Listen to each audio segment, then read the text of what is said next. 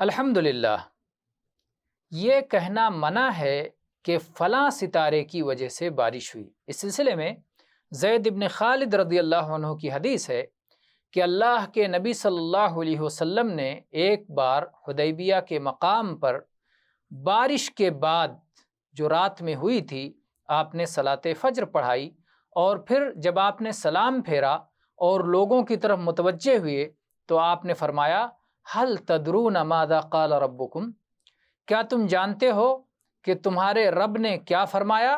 صحابہ نے نہایت ادب و احترام کے ساتھ جواب دیا اللہ و رسولہ اعلم، اللہ اور اس کے رسول زیادہ جانتے ہیں۔ آپ نے فرمایا قال اصبح من عبادی مؤمن بی و کافر فاما من قال مطرنا بفضل اللہ ورحمتہ فذلک مؤمن بی کافر بالکوکب واما من قال مطرنا بنوع کذا وکذا فذلک کافر بی مؤمن بالکوکب۔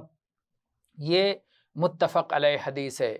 اللہ کے نبی صلی اللہ علیہ وسلم نے فرمایا کہ اللہ تعالیٰ نے فرمایا ہے میرے بندوں نے اس حال میں صبح کی کہ کچھ مجھ پر ایمان لانے والے تھے اور کچھ میرے ساتھ کفر کرنے والے۔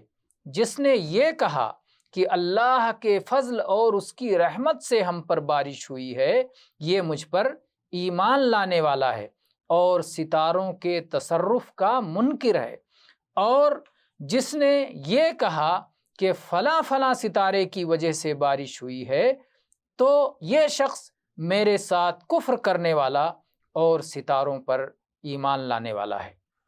یہاں پر عام طور پہ ہوتا یہ ہے کہ بارش کے بعد لوگ کہتے ہیں فلاں موسم کی وجہ سے، فلاں تارے کی وجہ سے، فلاں نچھتر کی وجہ سے بارش ہوئی ہے۔ اگر یہ عقیدہ ہو کہ یہ متصرف ہیں، ان تاروں ہی کے اثر سے بارش ہوئی ہے، تو ظاہر بات ہے کہ یہ کفر حقیقی ہے۔ اللہ تعالیٰ کی طرف صرف نسبت ہی نہیں کی گئی بلکہ اللہ تعالیٰ کے تصرف اور اثر کا بھی انکار کیا گیا۔ لیکن اگر ان چیزوں کی طرف صرف نسبت کی کر دی جائے کہ فلاں موسم شروع ہوتا ہے تو اللہ تعالیٰ کا یہ نظام ہے اور بارش برسانے والا تو اللہ ہی ہے، تو ایسا کرنا جائز ہوگا۔ لیکن اصل یہ ہے کہ نسبت بھی خیر کی اور کسی بھی نعمت کے پانے میں اللہ تعالیٰ کی طرف نسبت بھی ہونی چاہیے۔ واللہ اعلم والحمد للہ رب العالمین۔